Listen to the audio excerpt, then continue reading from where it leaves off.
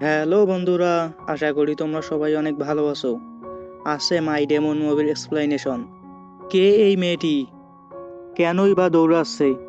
কে এই ডেমন? কে এই ছেলেটি?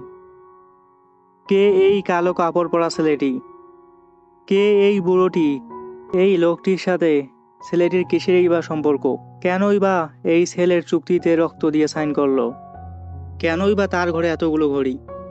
কেনই বা এই ছেলেটি এখান থেকে চলে যাচ্ছে? কে এই তিনজন? এই রক্তমাখা ছেলেটি বা কে?